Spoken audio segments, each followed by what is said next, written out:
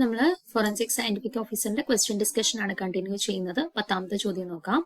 Trace amount of dash is necessary in diet for maintaining the correct level of glucose in blood. അപ്പൊ ബ്ലഡിലെ glucose level maintain ചെയ്യുന്നതിന് വേണ്ടിയിട്ട് ഏത് മെറ്റലിന്റെ അല്ലെങ്കിൽ ഏത് എലമെന്റിന്റെ ഒരു ട്രേസ് എമൗണ്ട് ആണ് നമ്മുടെ ബ്ലഡിൽ ആവശ്യമായിട്ടുള്ളത് ആ ഗ്ലൂക്കോസ് ലെവൽ മെയിൻറ്റെയിൻ ചെയ്യുന്നതിന് വേണ്ടിയിട്ട്? മൊളിബ്ഡൻ ആണോ, ടങ്സ്റ്റൺ ആണോ, ക്രോമിയം ആണോ, വെനേഡിയം ആണോ എന്നാണ് ചോദ്യം. അപ്പൊ ഇത് ഓർത്ത് വെച്ചേക്കുക, ക്രോമിയം ആണ് കേട്ടോ. Trace amount of chromium is necessary in diet for maintaining the correct level of glucose in blood. ബ്ലഡിലെ ഗ്ലൂക്കോസ് ലെവൽ കൃത്യമായിട്ട് മെയിൻറ്റെയിൻ ചെയ്യുന്നതിന് വേണ്ടിയിട്ട് ഒരു നിശ്ചിത ലെവലിൽ ക്രോമിയം ബ്ലഡിൽ ഉണ്ടായിരിക്കേണ്ടത് ആവശ്യമാണ്. Okay, so option C, chromium is the correct answer. Okay, അടുത്ത ചോദ്യം നോക്കാം. ഈ ഒരു ചോദ്യം നമ്മുടെ മുന്നേ നടന്നിട്ടുള്ള പല PSC എക്സാംസിലും റിപ്പീറ്റഡ്ലി ചോദിച്ചിട്ടുള്ള ഒരു ചോദ്യമാണ്. അതുപോലെ തന്നെ നമ്മുടെ നെറ്റിന്റെ എക്സാംസിനൊക്കെ ഒരു 2-3 തവണ ചോദിച്ചിട്ടുള്ള ഒരു ചോദ്യമാണിത്. റിപ്പീറ്റഡ്ലി പല എക്സാംസിനും സ്ഥിരമായിട്ട് ചോദിക്കാറുള്ള ഒരു ചോദ്യം തന്നെയാണ് റിപ്പീറ്റ് ചെയ്ത് ഇവിടെ ഈ ചോദിച്ചിരിക്കുന്നത്. ഇപ്പൊ നോക്കിക്കേ, എന്താ ചോദ്യം? The hyperfine splitting in ESR is due to the interaction of electron spin with the nuclear spin. The selection rules which govern the hyperfine transition in ESR spectroscopy. Okay, ESR spectroscopy hyperfine transition relate ചെയ്തിട്ട് ഉള്ള correct ആയിട്ടുള്ള selection rule ഏതാണ് എന്നാണ് ചോദിച്ചിട്ടുള്ളത്. Okay, ഇവിടെ delta M S equal to +or-1, delta M I equal to +1, +or-1 0, അങ്ങനെ പല രീതിയിൽ ഓപ്ഷൻസ് കൊടുത്തിട്ടുണ്ട്. ഇതിൽ ഓർത്ത് വെച്ചേക്കുക, നമ്മുടെ ESR സ്പെക്ട്രോസ്കോപ്പിൽ ഹൈപ്പർഫൈൻ ട്രാൻസിഷനുമായിട്ട് റിലേറ്റ് ചെയ്തിട്ടുള്ള സെലക്ഷൻ റൂൾ എന്ന് പറയുന്നത് ഓപ്ഷൻ സി ആണ് കേട്ടോ. Delta M S equal to +or-1 and delta M I equal to 0. അതാണ് നമ്മുടെ ESR spectroscopy hyperfine splitting in ESR spectroscopy ആയിട്ട് റിലേറ്റ് ചെയ്തിട്ടുള്ള കറക്റ്റ് ആയിട്ടുള്ള സെലക്ഷൻ റൂൾ കേട്ടോ. ഇനിയും ചോദിക്കാൻ സാധ്യതയുള്ള ചോദ്യമാണ്, കാരണം കുറെ തവണ നമ്മുടെ പല എക്സാംസിനും റിപ്പീറ്റ് ചെയ്ത് ചോദിച്ചിട്ടുള്ള ചോദ്യമാണ് കേട്ടോ. സോ നോട്ട് ചെയ്ത് വെച്ചേക്ക്, ഓപ്ഷൻ സി ആണ് ഇവിടെ കറക്റ്റ് ആൻസർ ആയിട്ട് വരുന്നത്. ഇനി അടുത്ത ചോദ്യം നോക്കുക, നമ്മുടെ 12ാമത്തെ ചോദ്യം NMR സ്പെക്ട്രോസ്കോപ്പി ആയിട്ട് റിലേറ്റ് ചെയ്തിട്ടുള്ള ചോദ്യമാണ്. നമ്മുടെ ESR സ്പെക്ട്രോസ്കോപ്പി, NMR സ്പെക്ട്രോസ്കോപ്പി, അതുപോലെ തന്നെ നമ്മുടെ വൈബ്രേഷണൽ സ്പെക്ട്രോസ്കോപ്പി ഒക്കെ ആയിട്ട് റിലേറ്റ് ചെയ്തിട്ടുള്ള ഒരു 3-4 ചോദ്യങ്ങൾ നമ്മുടെ സ്പെക്ട്രോസ്കോപ്പി റിലേറ്റഡ് ആയിട്ട് ചോദിച്ചിട്ടുണ്ട്.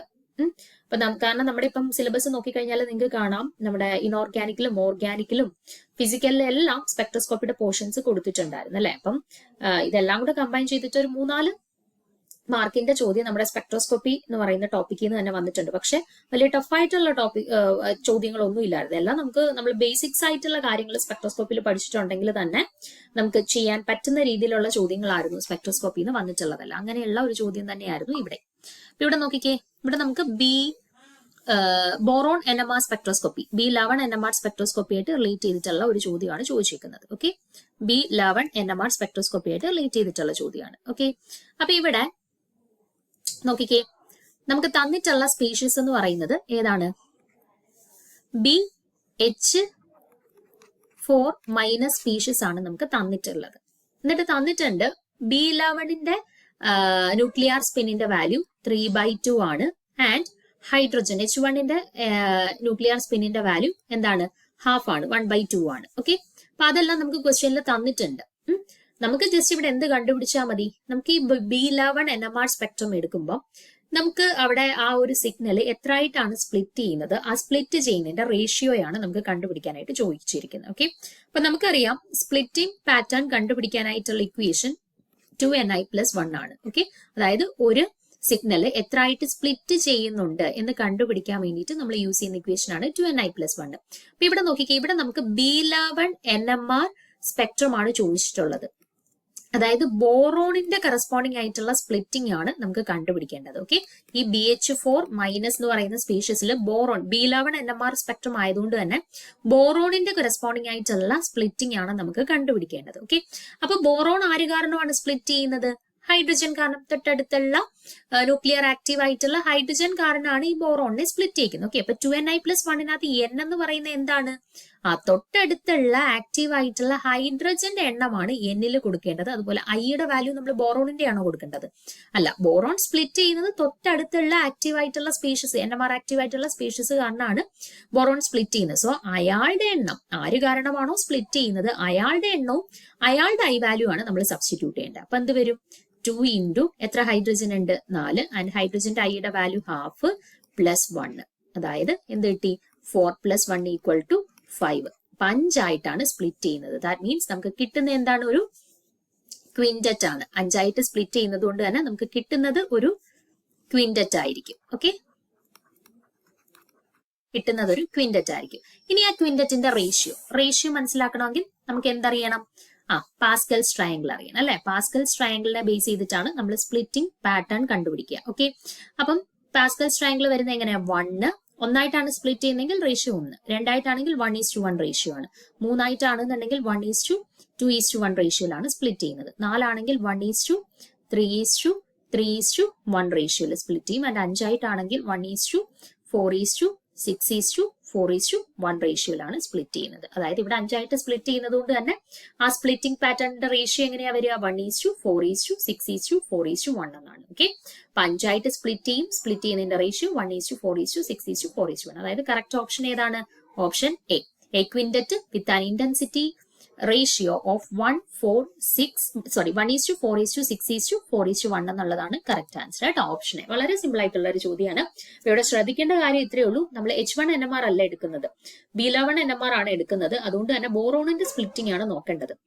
അപ്പൊ ബോറോണിനെ സ്പ്ലിറ്റ് ചെയ്യിക്കുന്നത് ആരായിരിക്കും? തൊട്ടടുത്ത് ആക്റ്റീവ് ആയിട്ടുള്ള ഹൈഡ്രജൻ ഉണ്ട്, അയാൾ കാരണമായിരിക്കും ആ ബോറോൺ സ്പ്ലിറ്റ് ചെയ്യുന്നത്. സോ 2Ni+1 എന്നിന്റെ വാല്യൂം ഐയുടെ വാല്യൂം കൊടുക്കേണ്ടത് ആ ഹൈഡ്രജന്റെ കറസ്പോണ്ടിങ് ആയിട്ടുള്ള എന്നിന്റെയും ഐയുടെയും വാല്യൂ ആയിരിക്കണം. ഓക്കെ, അത്രയും കാര്യങ്ങൾ അവിടെ ശ്രദ്ധിച്ചാൽ മതി. ഓപ്ഷൻ എ ആണ് കറക്റ്റ് ആൻസർ ആയിട്ട് വരുന്നത്. ഓക്കെ, ഇനി അടുത്ത ചോദ്യം നോക്കുക.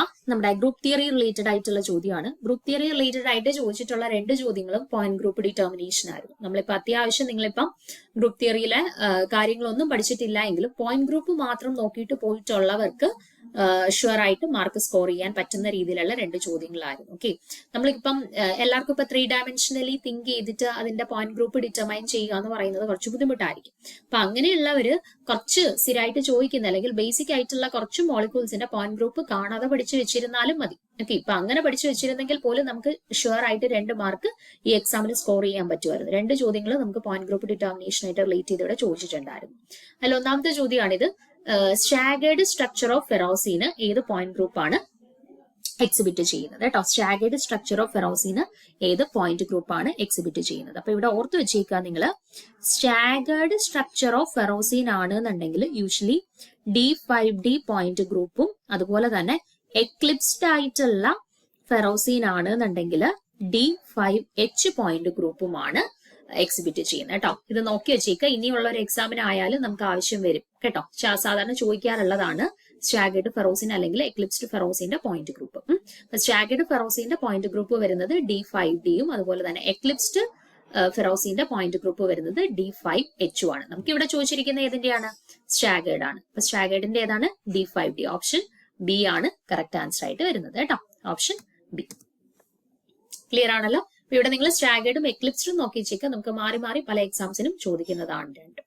ഓക്കെ, അപ്പൊ ഇനി ഒരു എക്സാമിന് പ്രിപ്പയർ ചെയ്യുന്ന സമയത്താണെങ്കിൽ പോലും നമ്മുടെ പോയിന്റ് ഗ്രൂപ്പ് തിയറി നിങ്ങൾ പഠിക്കുന്ന സമയത്ത് പോയിന്റ് ഗ്രൂപ്പ് അത്യാവശ്യം നിങ്ങൾക്ക് കണ്ടുപിടിക്കാൻ ബുദ്ധിമുട്ടുള്ളവരാണ് എന്നുണ്ടെങ്കിൽ കുറച്ച് ബേസിക് ആയിട്ട് സാധാരണ ചോദിക്കാറുള്ള മോളിക്യൂൾസിന്റെ എങ്കിലും പോയിന്റ് ഗ്രൂപ്പ്സ് നിങ്ങൾ കാണാതെ പഠിച്ചെങ്കിലും വെച്ചിരിക്കുക കേട്ടോ. എന്തായാലും നമുക്ക് ചോദിക്കും, മിക്ക എക്സാംസിന്റെ ക്വസ്റ്റ്യൻ പേപ്പേഴ്സ് നോക്കിയാൽ നിങ്ങൾക്ക് കാണാം റിപ്പീറ്റഡ്ലി ചോദിക്കും. സോ നമുക്ക് മാർക്ക് സ്കോർ ചെയ്യണം എന്നുണ്ടെങ്കിൽ അത്യാവശ്യം വേണ്ടുന്ന മോളിക്യൂൾസിന്റെ ഒന്ന് പഠിച്ചു വെച്ചിരിക്കുക. ഓക്കെ, ഇനി അടുത്ത ചോദ്യം 14ാമത്തെ ചോദ്യം നോക്കുക. In Re2Cl8 the band is formed by the sidewise overlapping of. അപ്പൊ ഇവിടെ റീനിയത്തിന്റെ ഒരു സ്പീഷീസ് ആണ് തന്നിട്ടുള്ളത്. Re2Cl8 അവിടെ ബോണ്ട് ഫോം ചെയ്യുന്നത് ആരുടെ സൈഡ് അല്ലെങ്കിൽ ഏത് ഡി ഓർബിറ്റൽസിന്റെ സൈഡ് വൈസ് ഓവർലാപ്പിംഗ് വഴിയാണ് എന്നാണ് ചോദിച്ചിരിക്കുന്നത്. ഓക്കെ, ഓപ്ഷൻസ് നോക്കിക്കേ എന്തൊക്കെയാ ചോദിച്ചിട്ടുള്ളത് നമുക്ക്?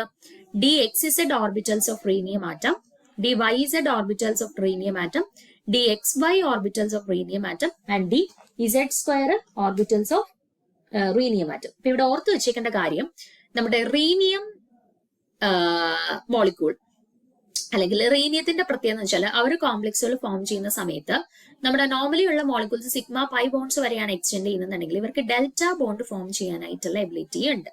ഓക്കെ. അപ്പൊ റീനിയം മോളിക്യൂള് ഡെൽറ്റ ബോണ്ട് ഫോർമേഷനിൽ ഇൻവോൾവ് ചെയ്യുന്നുണ്ട്. അപ്പൊ ഈ ഡെൽറ്റ ബോണ്ട് ഫോർമേഷനിൽ ഇൻവോൾവ് ചെയ്യുന്ന ഡി ഓർബിറ്റൽസ് എന്ന് പറയുന്നത് DXY ഓർബിറ്റൽസ് ആണ്. ഓക്കെ. സോ ആ ഒരു കാരണം കൊണ്ട് ഇതിന്റെ ആൻസർ ആയിട്ട് വരുന്നത് എന്താണ്? Bond is formed by the side wise overlapping of DXY orbitals of rhenium atom. അതായത് ഓപ്ഷൻ സി ആണ് കറക്റ്റ് ആൻസർ ആയിട്ട് വരുന്നത് കേട്ടോ. ഇവിടെ ഓർത്ത് വെച്ചിരിക്കേണ്ട കാര്യം, റീനിയം ആറ്റം എന്ന് പറയുന്നത് ഡെൽറ്റ ബോണ്ട് ഫോർമേഷനിൽ ഇൻവോൾവ് ചെയ്യും. യൂഷ്വലി ഡെൽറ്റ ബോണ്ട് ഫോർമേഷനിൽ ഇൻവോൾവ് ചെയ്യുന്ന ഡി ഓർബിറ്റൽ എന്ന് പറയുന്നത് DXY ഓർബിറ്റൽ ആണ്. ഓക്കെ. സോ ഓപ്ഷൻ സി ആണ് കറക്റ്റ് ആൻസർ ആയിട്ട് വരുന്നത്. ക്ലിയർ ആണല്ലോ? അടുത്ത 15ാമത്തെ ചോദ്യം, which of the following ions give colourless salts? അപ്പൊ ഇവിടെ 4 ലാന്തനൈഡ്സ് തന്നിട്ടുണ്ട്. Cerium 3+, cerium 4+, സമേറിയം 3+, സമേറിയം 2+. അപ്പൊ ഇതിനകത്ത് കളർലെസ് ആയിട്ടുള്ള സോൾട്ടുകൾ ഫോം ചെയ്യിക്കുന്നത് ആരാണ് എന്നാണ് ചോദ്യം. ഓക്കെ. കളർലെസ് ആയിട്ടുള്ള സോൾട്ടുകൾ ഫോം ചെയ്യിക്കുന്നത് ആര്? അപ്പൊ ഇവിടെ ഓർത്തിരിക്കേണ്ട കാര്യം, നമ്മുടെ ലാന്തനൈഡ്സിന്റെ കേസിൽ +3 ഓക്സിഡേഷൻ സ്റ്റേറ്റില് കുറച്ച് ആളുകൾ യൂഷ്വലി കളർലെസ് ആയിട്ടാണ് കണ്ടുവരുന്നത്. അതില് ഒന്ന് ലന്താനം 3+ ഉണ്ട്, ദെൻ സീറിയം 3+ ഉണ്ട്, ദെൻ ഗഡോലിനിയം 3+ ഉണ്ട്, ദെൻ ലുട്ടീഷ്യം 3+ ഉണ്ട്, ദെൻ ഇറ്റർബിയം 3+ ഉണ്ട്. ഈ 5 പേര് യൂഷ്വലി +3 ഓക്സിഡേഷൻ സ്റ്റേറ്റില് കളർലെസ് ആയിട്ടാണ് കണ്ടുവരിക. ആരൊക്കെയാണ്? Lanthanum 3+, cerium 3+, gadolinium 3+, lutetium 3+ and ytterbium 3+. ഇത് ഓർത്ത് വെച്ചേക്കുക കേട്ടോ. ഈ 5 പേര് യൂഷ്വലി കളർലെസ് ആയിട്ടാണ് നമ്മുടെ +3 ഓക്സിഡേഷൻ സ്റ്റേറ്റിൽ എക്സിസ്റ്റ് ചെയ്യുന്നത്. അപ്പൊ ഇവിടെ നിങ്ങൾ ഓപ്ഷൻസിലോട്ട് നോക്കിക്കഴിഞ്ഞാലും ഒന്നാമത്തെ ഓപ്ഷനിൽ കൊടുത്തിരിക്കുന്ന ആൾ ആരാണ്? സീറിയം 3+ ആണ്. ഓക്കെ. സീറിയം 3+ ആണ് ആദ്യത്തെ ഓപ്ഷനിൽ കൊടുത്തിട്ടുള്ളത്. അപ്പൊ നമ്മൾ പഠിച്ചു +3 ഓക്സിഡേഷൻ സ്റ്റേറ്റിൽ കളർലെസ് ആയിട്ട് കണ്ടുവരുന്നതിൽ ഒരാള് സീറിയം 3+ ആണ്. സോ ഇവിടെയും കറക്റ്റ് ആൻസർ ആയിട്ട് വരുന്നത് എന്തായിരിക്കും? ഓപ്ഷൻ എ, സീറിയം 3+ ആണ് കറക്റ്റ് ആൻസർ ആയിട്ട് വരുന്നത് കേട്ടോ. അപ്പം ആ +3 ഓക്സിഡേഷൻ സ്റ്റേറ്റിൽ കളർലെസ് ആയിട്ടുള്ള ആളുകൾ ആരൊക്കെയാണ് എന്നുള്ളത് ജസ്റ്റ് ഒന്ന് നോട്ട് ചെയ്ത് വെച്ചേക്കാം. ഓക്കെ. ദെൻ 16ാമത്തെ ചോദ്യം, manganese in +7 prefers to form complex with. അപ്പൊ മാംഗനീസ് ഈ +7 സ്റ്റേറ്റില് ആരുമായിട്ടാണ് കോംപ്ലെക്സ് ഫോർമേഷനുള്ള ടെൻഡൻസി ഉള്ളത്? ഏത് ലിഗാൻഡുമായിട്ട്? CN- ആണോ, CO ആണോ, NH3 ആണോ, SU- ആണോ എന്നാണ് ചോദ്യം. അപ്പൊ യൂഷ്വലി നമുക്കറിയാം, ഇപ്പം NH3യുമായിട്ടായാലും CO-യുമായിട്ടായാലും CN ആയിട്ടായാലും എല്ലാം MN കോംപ്ലെക്സ് ഫോം ചെയ്യുന്ന സമയത്ത് അവർക്ക് അവരുടെ ഓക്സിഡേഷൻ സ്റ്റേറ്റ് +7 എക്സ്റ്റെൻഡ് ചെയ്യാനായിട്ട് പറ്റുമോ? ഇല്ല. ഇപ്പൊ CN-ന്റെ കേസ് ആണെന്നുണ്ടെങ്കിൽ -1 ആണ് അവരുടെ oxidation state. Then CO neutral ആണ്, NH3 ന്യൂട്രൽ ആണ്. അപ്പൊ അവരുടെ കേസിൽ ഒന്നും +7 വരെ എക്സ്റ്റെൻഡ് ചെയ്യാനായിട്ടുള്ള ഒരു പോസിബിലിറ്റി ഇല്ല. അപ്പൊ യൂഷ്വലി ഈ കൊടുത്തിട്ടുള്ള 4 പേരുടെ കേസിൽ +7 എക്സ്റ്റെൻഡ് ചെയ്യാൻ പറ്റുന്നത് ആരുടെ കേസിലാണ്? ഓപ്ഷൻ ഡി, SU-ന്റെ കേസിലാണ് കേട്ടോ. സോ ഓപ്ഷൻ ഡി, SU- ആണ് ഇവിടെ കറക്റ്റ് ആൻസർ ആയിട്ട് വരുന്നത്. Mn7 prefers to form complex with SU-. Okay. ഇനി അടുത്ത ചോദ്യം, ഈ ഒരു ചോദ്യത്തിലും നമുക്ക് ക്വസ്റ്റ്യൻ അല്ല, ഓപ്ഷനിൽ ഒരു ഓപ്ഷൻ അല്ല ആൻസർ ആയിട്ട് വരുന്നത്, 2 ഓപ്ഷൻസ് ആൻസർ ആയിട്ട് വരുന്നുണ്ട്. അതുകൊണ്ട് തന്നെ നമുക്ക് ഫൈനൽ ആൻസർ ഒക്കെ വരുന്ന സമയത്ത് ഈ ഒരു ചോദ്യം എലിമിനേറ്റ് ചെയ്യാനായിട്ട് ചാൻസ് ഉണ്ട് കേട്ടോ. അപ്പൊ നമ്മളിപ്പം കറക്റ്റ് ആൻസർ എഴുതിയിട്ടുണ്ട് എന്നുണ്ടെങ്കിൽ നമുക്ക് 2 ആൻസർ കറക്റ്റ് ആൻസേഴ്സ് ആയിട്ട് വരുന്നത് കൊണ്ട് തന്നെ നമുക്ക് മാർക്ക് കിട്ടാൻ സാധ്യതയില്ല. ഫൈനൽ ആൻസർ കീ വരുമ്പം ഡിലീറ്റ് ചെയ്യാൻ സാധ്യതയുള്ള ഒരു ചോദ്യമാണ്. അപ്പൊ ചോദ്യം നോക്കിക്കേ, എന്താണ്? Which of the following pairs is not isolobal? Isolobal അല്ലാത്ത പെയർസ് ഏതാണ് എന്നാണ് ചോദ്യം. അപ്പൊ ഇവിടെ നമ്മൾ എന്ത് ചെയ്യണം? ഓരോ സ്പീഷീസിന്റെയും ടോട്ടൽ ഇലക്ട്രോൺസിനെ കൗണ്ട് ചെയ്ത് നോക്കുക. Okay. Total electron count same ആയിട്ട് വരികയാണെന്നുണ്ടെങ്കിൽ അവർ ഐസോലോബൽ ആയിരിക്കും. ഡിഫറെന്റ് ആയിട്ട് വരികയാണെന്നുണ്ടെങ്കിൽ അവർ ഐസോലോബൽ അല്ല. അപ്പൊ ഓപ്ഷൻ ബി ഒന്ന് നോക്കിക്കേ. ഓപ്ഷൻ സിയില് BH3യുടെ കേസിൽ ടോട്ടൽ വാലൻസ് ഇലക്ട്രോൺ കൗണ്ട് എത്ര വരിക? ബോറോണിൻ്റെത് 3, ദെൻ 3 ഹൈഡ്രജൻ, സോ 3 + 3 6 എന്ന് വരും. അടുത്തത് HCr/CO 5 മൈനസിന്റെ കേസിൽ, Hന്റെ കേസിൽ ഒന്നാണ് വാലൻസ് ഇലക്ട്രോൺസ്, ക്രോമിയത്തിന്റെ കേസിലോ 6 ആണ് വാലൻസ് ഇലക്ട്രോൺസ്, ആൻഡ് കാർബണിൽ 2 ഇലക്ട്രോൺസിനെ വെച്ച് ഡൊണേറ്റ് ചെയ്യും, ആൻഡ് 5 കാർബണിൽ ഗ്രൂപ്പ് ഉണ്ട്. സോ എന്ത് വരും? 5 × 2 വിച്ച് ഈസ് ഈക്വൽ ടു 10 എന്ന് വരും. 5 × 2 വിച്ച് ഈസ് ഈക്വൽ ടു 10 എന്ന് വരും. ഓക്കെ. സോ +10, ദെൻ ഒരു നെഗറ്റീവ് ചാർജ് ഉണ്ട്, സോ +1, അതായത് 6 + 10 16 + 2 18 വന്നു. അതായത് ഇവിടെ വാലൻസ് ഇലക്ട്രോൺസ് വരും, ഇവിടെ വാലൻസി 2 വരും, ഇവിടെ വാലൻസി 0 വരും. ഇപ്പം രണ്ടിടത്തും വാലൻസി ഡിഫറെന്റ് ആണല്ലോ, അല്ലെങ്കിൽ വാലൻസ് ഇലക്ട്രോൺ കൗണ്ട് ഡിഫറെന്റ് ആയിട്ടാണല്ലോ വന്നത്. So BH3 and HCrCO5 minus എന്ന് പറയുന്നത് ഐസോലോബൽ പെയർസ് അല്ല. ഇനി അതുപോലെ അവസാനത്തെ ഓപ്ഷൻ നിങ്ങൾ നോക്കിക്കേ. CH3യുടെ കേസിലെ വാലൻസ് ഇലക്ട്രോൺ കൗണ്ട് എത്രയാണ്? കാർബണിന്റെ valence electrons 4, then 3 hydrogen, so total 7 എന്ന് വരും. And CH മൈനസിന്റെ കേസിലോ